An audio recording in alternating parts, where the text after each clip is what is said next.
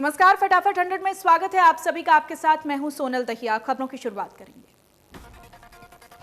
Sindhu border पर 14 दिन से किसान डटे हुए हैं। सरकार की ओर से भेजे गए प्रस्ताव को किसानों ने ठुकरा दिया है। बता दें कि टीकरी, चिल्ला और गाजीपुर बॉर्डर पर भी किसानों का डेरा जमा हुआ है। किसानों ने इस प्रस्ताव को ठुकराते हुए कहा कि दोबारा प्रस्ताव भेजा गया तो विचार किया जाएगा, लेकिन किसानों का धरना प्रदर्शन चलता रहेगा। इसके साथ ही किसानों ने जियो के बहिष्कार करने की भी बात कही। कहा कि जियो के सारे प्रोडक्ट का हम बहिष्कार करेंगे। किसान नेताओं ने रिलायंस जियो के उत्पादों को बहिष्कार करने के साथ कहा है कि बीजेपी नेताओं का पूरे देश में घेराव होगा। किसानों ने कहा कि सरकार का प्रस्ताव भ्रमित करने वाला है, सरकार का प्रस्ताव गोल गोल घुमाने वाला है। साथ ही कहा कि किसानों का आंदोलन जब तक चलेगा तब तक उनकी मांगों को मान लिया जाए। इसके साथ ही किसानों ने ऐलान कर दिया कि दिल्ली आगरा एक्सप्रेसवे को भी जाम करेंगे। किसानों ने कहा कि एक के बाद एक दिल्ली की सड़कों को भी जाम किया जाएगा। 14 दिसंबर को किसानों ने दिल्ली कूच करने की बात कही। कहा कि सरकार से 5 राउंड बातचीत हुई है, अब किसान चर्चा करने के लिए तैयार नहीं है। साथ ही उन्होंने 12 दिसंबर को देश भर के टोल पर प्रदर्शन करने का भी ऐलान किया। किसानों ने 13 दिसंबर को देश के अलग अलग हिस्सों में धरना प्रदर्शन करने की बात कही। किसानों ने कहा कि जब तक कृषि कानून को रद्द नहीं किया जाता है तब तक किसानों का प्रदर्शन बदस्तूर जारी रहेगा। देश के अलग अलग हिस्सों में प्रदर्शन करने के साथ साथ किसानों ने दिल्ली आगरा एक्सप्रेसवे को भी जाम करने का ऐलान किया है। किसानों ने कहा है कि किसान आंदोलन को देश भर में समर्थन मिल रहा है। कृषि कानूनों के विरोध में किसानों के आंदोलन के बीच विपक्षी दलों का एक प्रतिनिधिमंडल रामनाथ कोविंद से मुलाकात करने पहुंचा। कांग्रेस सांसद राहुल गांधी, एनसीपी प्रमुख शरद पवार समेत विपक्ष के 5 नेताओं ने राष्ट्रपति से मुलाकात की है। राष्ट्रपति से मिलने के बाद विपक्षी नेताओं ने एक सुर में कृषि कानूनों को रद्द करने की मांग भी की। उन्होंने कहा कि सरकार किसानों की बातों को समझे और कृषि कानूनों को रद्द करे। कांग्रेस नेता राहुल गांधी ने कहा कि किसानों ने देश की नींव रखी है, वो दिन रात काम करते हैं। कानून किसानों के हित में नहीं है। तीनों बिल संसद में बिना चर्चा के पास हुए हैं। राहुल गांधी ने कहा कि किसानों की शक्ति के सामने कोई खड़ा नहीं हो सकता। हिंदुस्तान का किसान हटेगा नहीं, डरेगा नहीं। जब तक कानून रद्द नहीं होंगे तब तक वो डटे रहेंगे। सीपीएम नेता सीताराम येचुरी ने कहा कि उन्होंने राष्ट्रपति को ज्ञापन सौंपा है, जिसमें कृषि कानूनों और बिजली संशोधन बिल को रद्द करने के लिए कहा गया है, जो बिना लोकतांत्रिक तरीके से पारित किए गए थे। एनसीपी प्रमुख शरद पवार ने कहा कि इस ठंड में देश के किसान सड़क पर प्रदर्शन कर रहे हैं, नाखुश हैं। सरकार की ड्यूटी है कि वो जल्द से जल्द मामले का समाधान निकालें। सीएम मनोहर लाल ने ट्वीट कर लिखा है कि आंदोलन की आड़ में विपक्षी दल किसानों के कंधे का इस्तेमाल करके सस्ती राजनीति कर रहे हैं। पलवल में नेशनल हाईवे 19 पर किसानों का धरना 7वें दिन भी जारी रहा। नेशनल हाईवे के जाम का असर केजीपी और केएमपी पर भी देखने को मिला। लोकल रूट्स पर भी जाम जैसे हालात बने हुए हैं।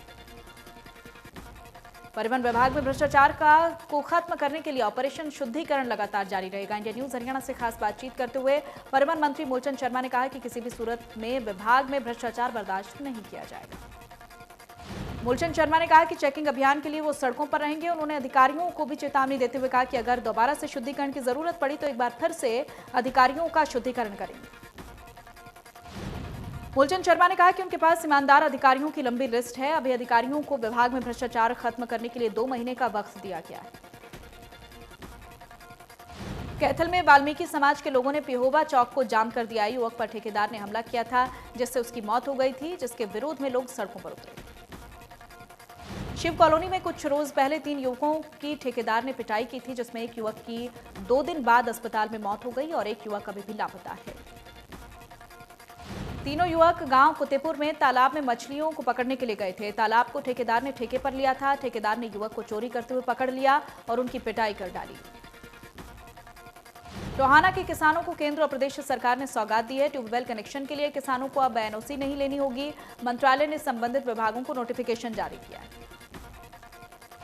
किसानों ने सरकार का आभार जताया। पिछले 7 साल से किसान एनओसी के लिए परेशान थे। टोहाना और फतेहाबाद जिले को डार्क जोन बताया गया, जिसके चलते किसानों को ट्यूबवेल कनेक्शन के लिए एनओसी लेना पड़ता था।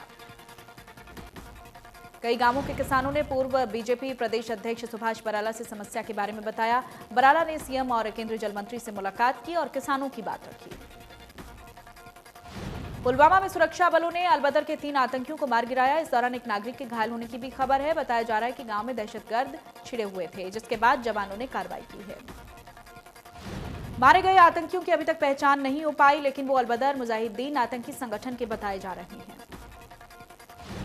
उत्तरी कश्मीर के जिला बारामूला के पट्टन के सिंहपोरा इलाके के मुख्य बाजार में आतंकियों द्वारा किए गए ग्रेनेड हमले में हंदवाड़ा की महिला समेत 6 नागरिक भी घायल हो गए। घायलों में एक बच्चा भी शामिल है। घायलों को पट्टन ट्रॉमा अस्पताल ले जाया गया, जहां उन्हें प्राथमिक उपचार देने के बाद एसएमएचएस अस्पताल भेज दिया गया। हमलावरों की तलाश की जा रही है। सुप्रीम कोर्ट ने कोरोना वायरस से संक्रमित मरीजों के घर के बाहर पोस्टर लगाने को गैर जरूरी बताया। मामले में कोर्ट ने कहा है कि ये पोस्टर सिर्फ तभी लगाए जा सकते हैं एक डिजास्टर मैनेजमेंट एक्ट के तहत सक्षम अधिकारी ने इसके आदेश दिए हैं। जस्टिस अशोक भूषण की अध्यक्षता वाली पीठ में फैसला कोरोना के संक्रमित लोगों के घरों के बाहर पोस्टर नहीं चिपकाने के निर्देश देने की मांग को लेकर दायर याचिका सुनाई गई है। भवानीखेड़ा में बिजली विभाग ने आधार अधिनियम 2016 के तहत बिजली कनेक्शन में बदलाव करते हुए अब आधार कार्ड का लिंक अनिवार्य कर दिया है। बिजली सब्सिडी का लाभ पाने के लिए बिजली उपभोक्ताओं को अपना आधार कार्ड अपने बिजली कनेक्शन के साथ जोड़ना होगा, जिसके बाद ही बिजली उपभोक्ता अब बिजली सब्सिडी का लाभ उठा सकेंगे। उपभोक्ताओं की सुविधा के लिए बिजली विभाग ने अपना वेबसाइट लिंक भी जारी कर दिया है, जिसकी मदद से बिजली उपभोक्ता सब्सिडी पाने के लिए अपना आधार कार्ड वहां से भी अपने बिजली कनेक्शन के साथ जुड़वा सकते हैं। ग्रामीण क्षेत्र में बदले हुए बिजली के नियमों की जागरूकता के लिए बिजली विभाग के कर्मचारियों को इसकी जिम्मेदारी दी गई है। ग्रामीणों को इसे बदले हुए नियमों से अवगत करवाएं। रेवाड़ी में लंबे समय से बंद पड़े स्कूल खोलने को लेकर निजी स्कूल एसोसिएशन सड़कों पर उतरी है। निजी स्कूल एसोसिएशन ने प्रदर्शन कर एसडीएम को ज्ञापन सौंपा है। एसोसिएशन की मांग है कि 10 दिसंबर के बाद स्कूल बंद रखने का कोई फैसला न लिया जाए और तुरंत प्रभाव से सभी निजी स्कूलों को खोलने की अनुमति दी जाए। गुरुग्राम के सदर बाजार में जैन मंदिर में मानव आवाज संस्था ने 2 नेत्रहीन जोड़ों की शादी करवाई है। शादी पूरे रीति रिवाज से हुई है, जिसमें मुख्य अतिथि के तौर पर बीजेपी नेता नवीन गोयल ने शिरकत की है। दोनों जोड़ों को आशीर्वाद देने के लिए संस्था के तमाम लोग कार्यक्रम में मौजूद रहे। नवीन गोयल ने इस कदम को सराहनीय बताते हुए कहा कि इस तरह के कार्यक्रमों से समाज में सकारात्मक सोच बढ़ती है। नूंह में प्रशासन ने लोगों के लिए 4 शहरों में रैन बसेरे का इंतजाम कर दिया है। जिला अतिरिक्त उपायुक्त ने कहा है कि फिरोजपुर, झिरका, पुन्हाना, नूंह और तावड़ू में 4 रैन बसेरे शुरू कर दिए गए। एडीसी ने बताया कि रैन बसेरों में गरीबों के रुकने के लिए रजाई, कंबल, पीने के लिए पानी, शौचालय का बेहतर इंतजाम किया गया है। रैन बसेरों में रुकने वाले मुसाफिरों को किसी भी तरह की समस्या न आए, इसके लिए रेड क्रॉस समिति की देखरेख में अभियान शुरू किया गया है। अतिरिक्त उपायुक्त ने मौके पर जाकर मुआयना किया तो रैन बसेरों में किए गए इंतजाम से वो पूरी तरह से संतुष्ट दिखाई दिए। अंबाला में मौसम की पहली धुंध देखने को मिली है, जिससे सुबह की सैर करने वाले लोगों के चेहरे खिल उठे। मौसम की इस पहली धुंध का लोगों ने लुत्फ उठाया। धुंध की वजह से विजिबिलिटी काफी कम थी। कोहरे की चादर के चलते वाहनों की रफ्तार भी धीमी पड़ी और सड़कों पर वाहन रेंगते हुए नजर आए। टोहाना राजनगर के एक डेंटल क्लिनिक पर मुख्यमंत्री उड़न दस्ते ने छापा मारा। इस दौरान स्वास्थ्य विभाग की टीम और पुलिस भी मुख्यमंत्री उड़न दस्ते के साथ थी। डेंटल क्लिनिक पर विनोद मेहता के न मिलने पर पुलिस ने उसके हेल्पर की मौजूदगी में क्लिनिक को सील कर दिया। इस बारे में जिला ड्रग कंट्रोलर डॉक्टर रजनीश डालने वालों ने बताया है कि डॉक्टर विनोद के खिलाफ शिकायत मिली थी। उनके पास फर्जी डिग्री है, जिसके चलते ये कार्रवाई की गई। करनाल की नई सब्जी मंडी में बाइक सवार बदमाशों ने एक व्यापारी से लूट करने की कोशिश की। बदमाशों ने व्यापारी से बंदूक के दम पर लूट करने की कोशिश की। व्यापारी से बदमाश बैग छीन नहीं पाए, जिसके बाद वो हवाई फायरिंग करते हुए मौके से फरार हो गए। बदमाशों की करतूत सीसीटीवी कैमरे में कैद हो गई। मामले की सूचना मिलते ही पुलिस मौके पर पहुंची। मामला दर्ज कर आगे की कार्रवाई की जा रही है। सीसीटीवी फुटेज की मदद से लुटेरों की तलाश की जा रही है। टोहाना सीआईए पुलिस ने 2 नशा तस्करों को काबू किया है। पुलिस ने आरोपियों में भारी मात्रा में अफीम भी बरामद की है। पकड़े गए आरोपियों के खिलाफ एनडीपीएस एक्ट के तहत मामला दर्ज किया गया है। पकड़े गए दोनों आरोपियों में एक टोहाना तो दूसरा पंजाब का बताया जा रहा है। दोनों आरोपियों को न्यायालय में पेश किया गया। पुलिस रिमांड के दौरान नशा तस्करों के सप्लायर के बारे में पूछताछ की जाएगी। डीएसपी वीरम सिंह ने बताया कि गश्त में पुलिस ने इन आरोपियों को देखा। पुलिस को देखकर आरोपी वहां से भागने की कोशिश करने लगे, जिस दौरान पुलिस ने इन्हें काबू किया है। फिलहाल इनके साथियों के बारे में पूछताछ चल रही है। करनाल के आवर्धन नहर से नवजात बच्चा मिला है। पुलिस ने नहर से शव बरामद किया है और कल्पना मेडिकल कॉलेज में भेज दिया है। बताया जा रहा है कि नहर के आसपास घूमने वालों ने पुलिस को इसकी सूचना दी थी। पुलिस मामले की जांच कर रही है। फतेहाबाद के गांव धोलू में खेत में रखी पराली की गांठों में आग लग गई। देखते ही देखते आग फैल गई और 500 एकड़ धान की पराली को जलाकर राख कर दिया।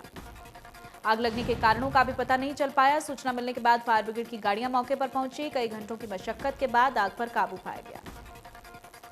फरीदाबाद की डबुआ कॉलोनी में रबड़ की फैक्ट्री के स्क्रैप में आग लग गई। फायर ब्रिगेड ने करीब 1 घंटे मशक्कत के बाद आग बुझाई। किसी के हताहत होने की कोई सूचना नहीं है।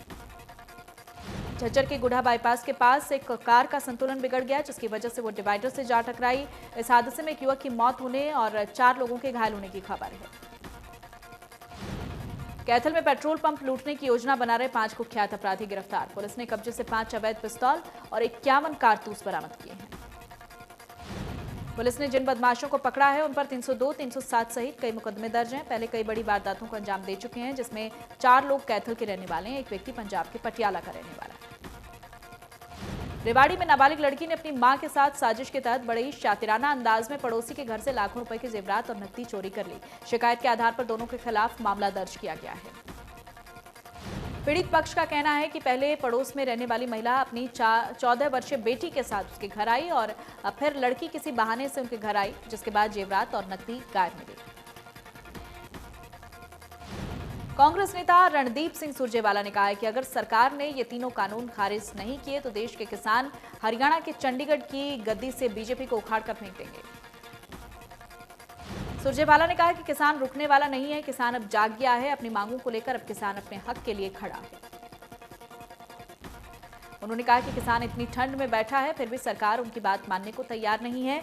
जब हमारी सरकार सत्ता में थी तब हमने किसानों को हर फसल का अच्छा मूल्य दिया, लेकिन बीजेपी ने 3 नए कानून बनाकर किसानों को बर्बाद करने का काम किया है। पंजाब के मुख्यमंत्री कैप्टन अमरिंदर सिंह ने कहा है कि इस भारत बंद के दौरान पूरे देश के किसानों ने एकता दिखाई है, इसलिए केंद्र सरकार को चाहिए कि वो किसानों की मांगों को मानते हुए उनसे बातचीत करे और तीनों संशोधनों को खारिज करे। उन्होंने कहा कि अगर सरकार में होता तो बिना किसी देरी के किसानों से बात करता, अपनी गलतियों को मानता, तीनों संशोधनों को तुरंत हटा देता। कैप्टन अमरिंदर सिंह ने कहा कि केंद्र सरकार को मंडी सिस्टम को जारी रखना चाहिए था, बजाय कि उसे हटाने।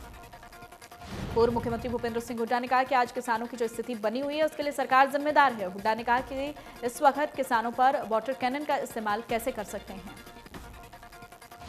नेता प्रतिपक्ष ने कहा कि मैं किसानों की मांगों का समर्थन करता हूं, आंदोलन को लीड नहीं कर रहा। हुड्डा ने कहा कि किसानों का भारत बंद का आह्वान सफल रहा, हमारे पास रिपोर्ट है। हुड्डा ने कहा कि विधानसभा का विशेष और आपातकाल सत्र बुलाने की मांग करते हैं, विधानसभा में अविश्वास प्रस्ताव लेकर आएंगे। कांग्रेस नेता किरण चौधरी ने कहा कि केंद्र सरकार को कृषि कानूनों को रद्द करना चाहिए, लेकिन सरकार किसानों के आंदोलन को कमजोर करने की साजिश रच रही है।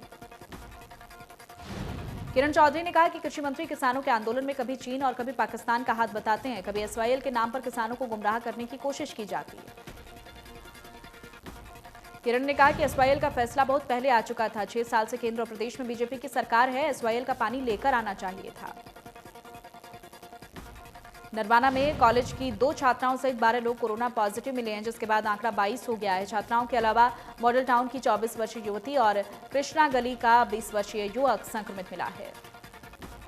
प्रदेश में कोरोना के 1391 नए मामले भी सामने आए। 13 मरीजों ने दम तोड़ दिया। 1557 लोगों को इलाज के बाद घर भेज दिया गया है।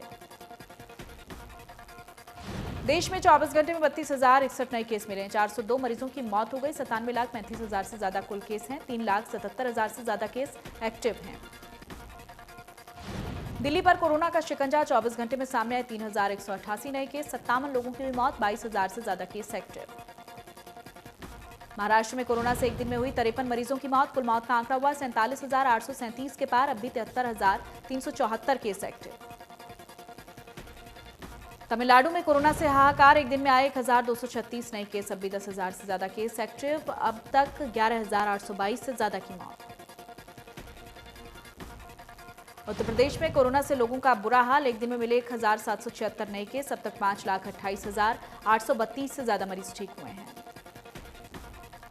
राजस्थान में कोरोना के 20,000 से ज्यादा केस एक्टिव, एक दिन में 1,604 नए केस आए सामने। मरीजों का आंकड़ा हुआ 2,84,000 के पार। आंध्र प्रदेश में एक दिन में आए कोरोना के 551 नए केस, मरीजों का आंकड़ा हुआ 8,72,000 के पार। 5,000 से ज्यादा केस एक्टिव। पूरी दुनिया में कोरोना के आंकड़े 6,85,00,000 के पार। अब तक 15,63,000 से ज्यादा मरीजों ने गंवाई जान। पूरी दुनिया में अब 1,95,00,000 के पार कोरोना के केस एक्टिव। अमेरिका में बढ़ी ठीक होने वालों की तादाद, कुल मरीजों की संख्या हुई 1,55,00,000 के पार। अब तक 90,87,000 से ज्यादा मरीज ठीक।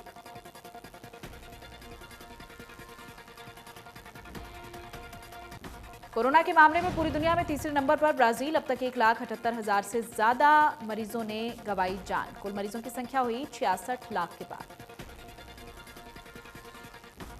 रूस में कोरोना के मरीजों की लगातार बढ़ रही है संख्या। कुल मरीजों की संख्या हुई 25,15,000 के पार। अब भी 4,89,000 से ज्यादा केस एक्टिव।